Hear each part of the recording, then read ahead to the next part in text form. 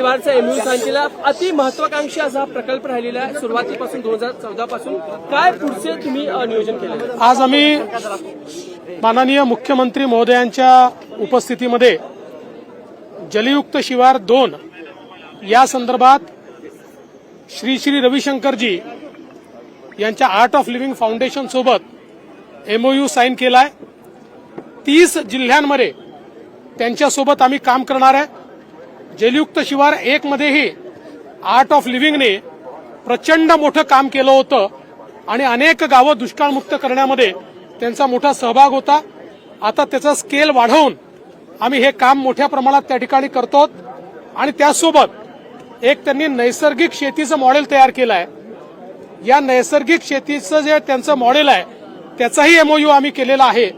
महाराष्ट्र सरकारचा जो शेती विभाग आहे तो त्यांच्यासोबत गावागावांमध्ये नैसर्गिक शेतीच्या संदर्भात लोकांना ट्रेनिंग देईल, इनपुट्स देईल आणि आमची शेती विषमुक्त झाली पाहिजे, ती नैसर्गिक झाली पाहिजे, अशा प्रकारचा प्रयत्न हा त्यांच्या मदतीने आम्ही करणार आहोत. सर, त्याचबरोबर की हा ती महत्वाकांक्षी प्रकल्प आहे. आधी खूप आलोचनाही करण्यात आली होती, मात्र यशस्वीरित्या तुम्ही हा प्रकल्प जो पार पाडलेला आहे. पुढचे काय? निश्चितपणे जलयुक्त शिवार 1 याचं सगळ्यात मोठं यश काय आहे तर केंद्र सरकारने 2020 साली त्याच्या आधीच्या 3 वर्षाचा अहवाल हा सादर केला की कुठल्या राज्यामध्ये पाणी पातळीची काय परिस्थिती आहे आणि त्यात केवळ महाराष्ट्र एक असं राज्य होतं की ज्याची पाणी पातळी वाढली होती, बाकी सगळ्या राज्यांची कमी झाली होती. कारण आपण जलयुक्त शिवार सारखा कार्यक्रम हातात घेतला होता. आता हा कार्यक्रम अजून वेगानं आपण पुढे घेतो आहोत. जी गावं उरली ती तर करतोच आहोत, पण आधी ज्या ठिकाणी काम केलंय तिथे अजून ऍडिशनल काम आपल्याला काय करता येईल अशा प्रकारचं त्याचं डिझाईन तयार केलं आहे आणि यातला सगळ्यात आत्मा जो आहे तो लोकसहभाग हा याचा आत्मा आहे. सर, ज्या तुम्ही जोडून घेतलं होतं आणि त्याच्यामुळे किती फायदा तुम्हाला होईल? नाही, निश्चितपणे मोठ्या प्रमाणात फायदा आहे.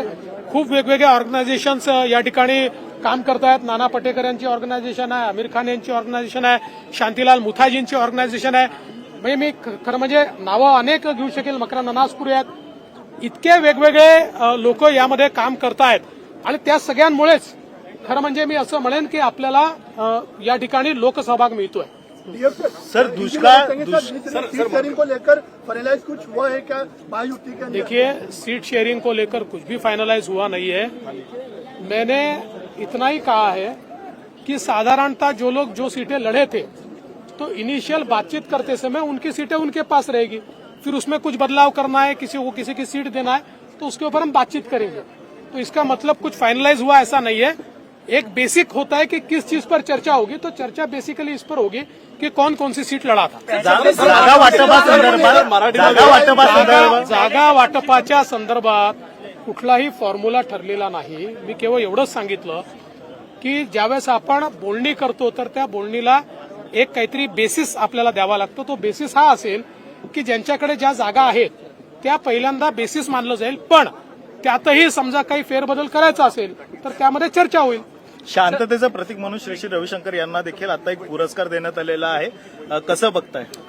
मला असं वाटतं की वर्ल्ड पीस करता, जागतिक शांततेकरता ज्या प्रकारे श्री श्री रविशंकरजींनी काम केलेलं आहे आणि विशेषतः त्यांचं दिल्लीतलं संमेलन असो की न्यूयॉर्कमधलं संमेलन असो, या प्रत्येक ठिकाणी जगातल्या सगळ्या फेथचे लोक एकत्रित आले आणि त्यांनी प्रण केला की आम्ही शांततेचा विचार करू. भारताने जे वसुधैव कुटुंबकम सांगितलं ते प्रत्यक्षात आणण्याकरता श्री श्री रविशंकरजी मेहनत करतायत आणि आज जग जेव्हा आतंकवादाशी लढताय त्यावेळी जे शांतीकरता काम करतायत त्यांच्या मागे जगाने उभं राहण्याची आवश्यकता आहे आणि म्हणून हा पुरस्कार आज त्यांना दिव्यज फाउंडेशनच्या वतीनं देण्यात आला. शांति की बात कर रहे हैं सर, तो जहाँ शांति की बात कर रहे हैं वही हम देख रहे हैं कि मनोज जरांगे पाटिल हो या छगन भुजबल हो, जिस तरह की भाषाओं का इस्तेमाल हो रहा है, आंदोलन हो रहे हैं. आज भी छगन भुजबल कह रहे हैं कि उन्हें कोई कुछ नहीं कहता, हम जरा आंदोलन करते हैं तो हम पे चीताकशी हो जाती है. देखिए, हमारा तो मानना यह है कि राज्य में जितने समाज है सारे महत्वपूर्ण हैं, सारे राज्य के इक्वली हकदार है और इसलिए सबको साथ में लेकर चलना राज्य की नीति है. और मैं ऐसा मानता हूँ कोई भी 2 समाज एक दूसरे के सामने आए ये सही बात नहीं होगी.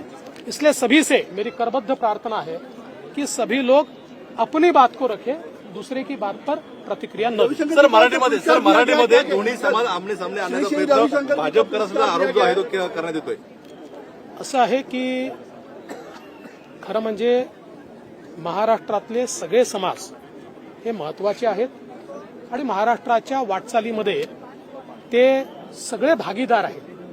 त्याच्यामुळे कुठलेही दोन समाज एकमेकाच्या विरोधात एकमेकाच्या समोर येणं हे काही योग्य नाही आणि म्हणून आमचा हा प्रयत्न आहे की कुठल्याही प्रकारे महाराष्ट्रामध्ये जातीय तेढ तयार होऊ नये, महाराष्ट्राच्या सोशल फॅब्रिकला त्या ठिकाणी कुठेही एक प्रकारे त्याच्यावर डाग लागू नये असा आमचा प्रयत्न आहे आणि माझी सगळ्या समाजाच्या नेत्यांना हात जोडून विनंती आहे, आपलं म्हणणं पूर्ण ताकदीने ठेवा पण दुसऱ्यांवर टिप्पणी करणं सर्वांनी टाळा. सर हमने नहीं काल कहा प्रकाश आंबेडकरांनी म्हटलं की संविधान बदलण्याचा जे आहे तो भाजपचा प्रयत्न आहे.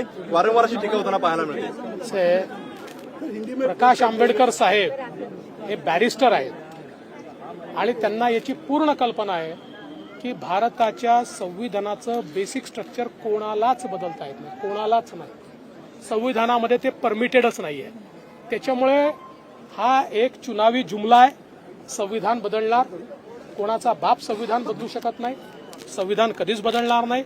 भारताचं संविधान पवित्र आहे आणि देशाचे प्रधानमंत्री मोदीजी सांगतात आम्हाला गीता बायबल कुराणपेक्षाही महत्वाचं हे भारताचं संविधान आहे. त्यामुळे मला असं वाटतं की अशा प्रकारे निवडणुका आल्या की दोन गोष्टी सुरू होतात.